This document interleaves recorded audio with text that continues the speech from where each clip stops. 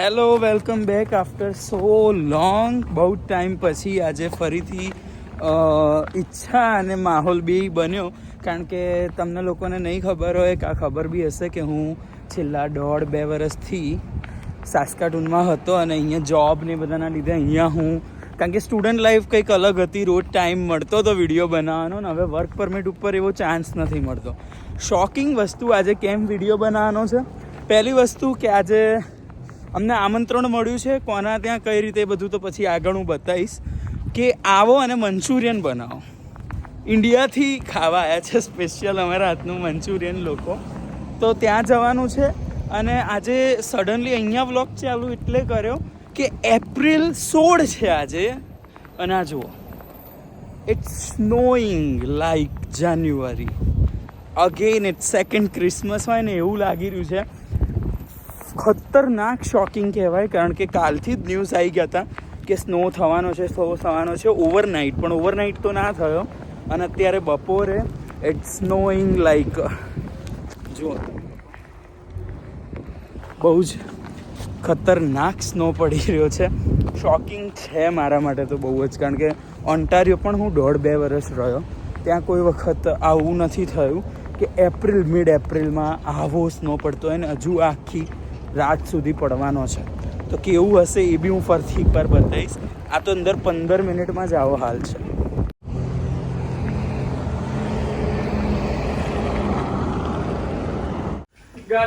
તો ફાઇનલી આજે અમારા ઘરનો અવાજ, બખારો, રાતનો ઘુવડ, બોગસ માણસ, ના સૌથી સારો માણસ ધવલ દેસાઈ આજે ફાઇનલી કેટલા વર્ષે 7 વર્ષે બેક ટુ ઇન્ડિયા. બાપરે બાપ, 7 વર્ષ પછી આજે એકદમ શાંતિ થઈ જશે અમારા ઘરમાં. બધું રેડી છે આ એના માટે. હા, રાતોરાત અચાનક. અને એને આના માટે જોબ છોડી હતી 3 મહિના પહેલા. તો અમે બધા તો બહુ જ ખુશ જ છીએ કે ભાઈ આજે શાંતિ થઈ જશે ઘરમાં. ભાઈ તમે કઈ કહેશો? આપણે ધવલભાઈ જતો રહેશે આજે, 2 શબ્દ. હા, ઘર કી નહીં, એ જો આવી રીતે જ ઉભો તો પેલો પિક્ચરમાં, ઘર કી યાદ નહીં આવી ધવલ. પણ એક વસ્તુ ગમે તેમ, પણ ધવલ આમ ભલે આમ બકવાસ, આળસુ, કામચોર સ્વભાવ બી નહીં સારો, એક સમય એવું કહીએ તો ચાલે, પણ માણસ થોડો ઘણો સારો, આમ ચાલી જાય. સાચી વાત કે નહીં ભાવ? તમે 2 વાક્ય તો કહો એના માટે. એ જાય છે હવે આજે ફાઇનલી, જેના માટે 2 વર્ષથી કહેતો હતો કે ઇન્ડિયા જવું આજે જાય. 2 વાક્ય કહેવામાં આજે મને આનંદ તો નથી. હિંમત રાખો. જય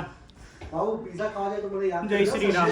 જય શ્રી રામ. વિરાટ તું કઈ ધવલભાઈ વિશે?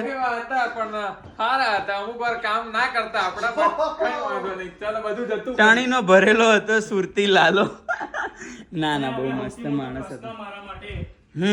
કે હવે આ જે હજુ તો મારી પ્રિયાની પ્રોસેસ બાકી છે, એટલે પણ હવે જે મારા શનિ રવિ આવનારા છે એમાં શું કરવું, શું કરીશું? અરે બાપ રે, નથી રહ્યો હવે. મને યાદ કરતો સન્ડે પિઝા ખાવા ગયો તો. સન્ડે તો મારા ભાઈ ઉઠી ના. ઓહો, બ્લુ. અરે ભાઈ પૈસા વાળા છે.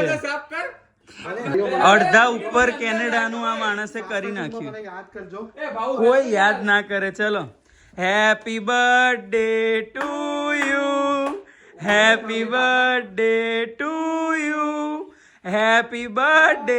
ચલો, હેપી જર્ની, સેફ જર્ની. 7 વર્ષ ભાઈ, બધા વિડીયો મોકલતા રહેજો અમને. હા, એ તો હવે કેવું પડે. રાતે 4 વાગ્યા સુધી. અરે એમ નહીં, દૂધ ઉપર એનું નામ લખી નાખતો તો કેવો માણસ હતો. જો આવી રીતે દૂધ નતો વાપરવા દેતો કોઈ. બહુ હરામી માણસ હતા ધવલભાઈ. પણ ચલો હવે કઈ વાંધો નહીં. નાના સ્પ્લિટમાં નાખી દેજો પૈસા. Current financial condition. એ એવું બધું નહીં હો ભાઈ, નહીં તો પાસપોર્ટ નહીં આલું. ના વિડિયો ઉતાર. બહુ ઓછી, બહુ વધારે છે એકદમ. અને પાછા આવો ત્યારે લગ્ન કરી.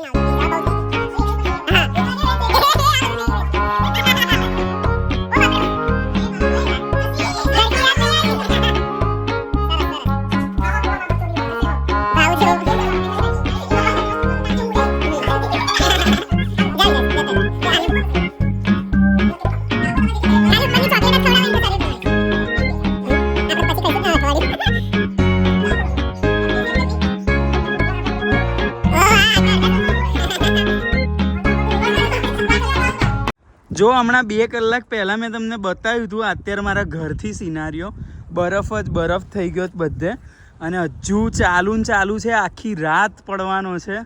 તો હજુ હું તમને આગળ ગાડીમાં જઈને બતાવું વ્યૂઝ.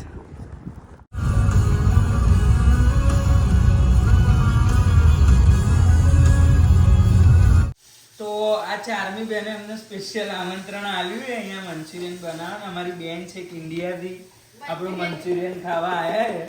અત્યારે બેન થોડું કામે લગાડે, હમણાં પછી બતાવીએ એમને, રિવ્યુ લઈએ, કોબી બોબી કપાઈ રહીએ અને પછી બતાવીશું. હા, કાલે આવજો.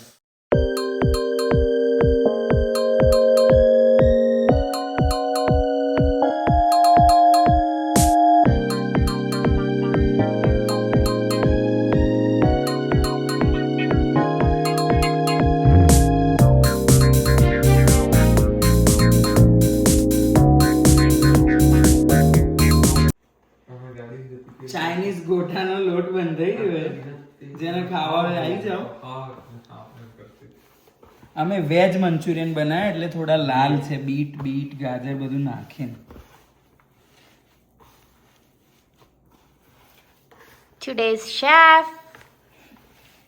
રોજના શેફ જ છીએ ને અમે. કરી ચાલુ આ 10 જણાનો અહીંયા મારે મંચુરિયન બનાવવાનો લોટ ને બોટને ત્યાં જો મહેમાન બધા જજ એ કેમ્પેન જવાની તૈયારી કરે, અને અહીંયા મારે મજૂરી કરવાની. કોઈ ના તો પેલો આજે બાપો વિમલ ના તો વિડિયો ઉતારવા આવ્યો, પેલી તેની ચીકણી બી કદી હેલ્પ ના કરી, અને બેન તો ચલો અમારા મહેમાન છે, એમની જોડે કામ ના કરે. ના કરાવે આ બેન જે ઇન્ડિયાથી મંચુરિયન ખાવા આવ્યા છે, મહેમાન અમારા કઈ કામ ના કરાવે. એટલે વકા સાંભળે મારા મંચુરિયન ની ટિકિટ કરાઈ કે હેડો તૈયારી.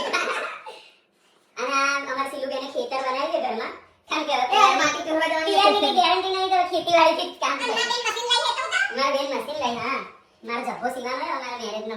ગાઈસ, મારા હાવત જેવા ભાઈ અને બેન બંને ભેગા થઈને આ શું પાડી રહ્યા છો? આને શું કહેવાય? ભજીયા, વેજીટેબલ ભજીયા. અહીંયા મંચુરિયનનો સોસ બની રહ્યો છે રેડીમેડ.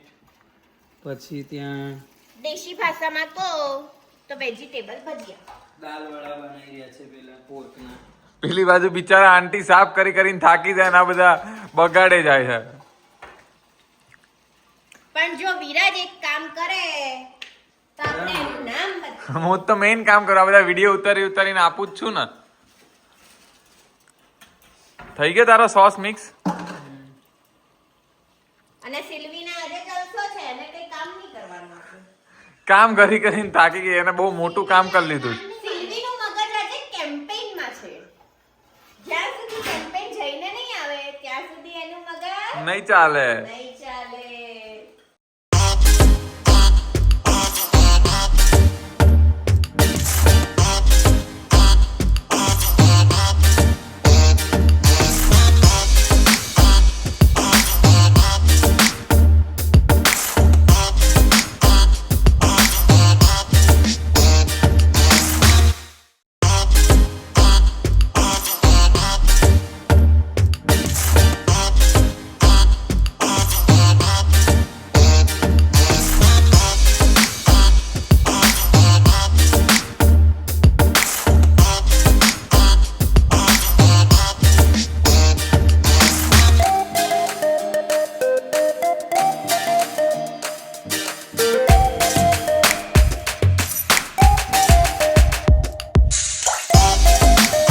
મસ્ત મજાની આપણી લારી તૈયાર થઈ ગઈ છે. ગ્રીન ઓનિયન છે, કેપ્સિકમ, કોબીજ, ડુંગળી, કોથમીર, ગાજર, અનિયન અને શું કહેવાય એમ આદુ, લસણ, મરચાં અને આપણા મસ્ત દાલ વડા મંચુરિયન. અને આ કોર્નફ્લોરની સરી છે. ચલો હવે હું તમને બતાવું બનાવવાનું. બંધ કરી દો.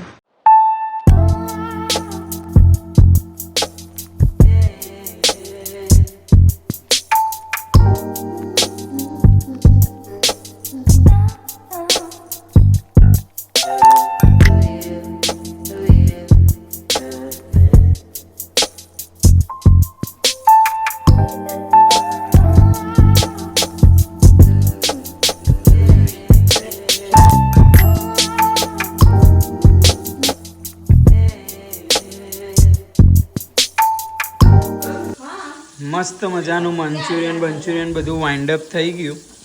બધાને મજા આવી ના આવી તેલ પીવા જાય, આપણને મજા આવી. ભાઈ કેવું હતું મંચુરિયન? સરસ. ચાલો, જય અંબે. તો મેઇન વસ્તુ તો આપણે ભૂલી ગયા હતા કે ભાઈ આજે આજે મંચુરિયન જોડે ખાવા મંગળવારે કોલ્ડ કોકો બનાવીને રાખ્યો હતો મસ્ત. અને એને જો અમારી બેને તપેલીમાંથી દૂધના કેરબામાં ખાલી કરી દીધો છે. તો હવે મેઇન વસ્તુ ડિઝર્ટ કહી લો, ડ્રિંક કહી લો, પણ હવે આના માટે રાહ જોઈ રહ્યા હતા. તો હવે આ સર્વ થશે, બતાવું તમને.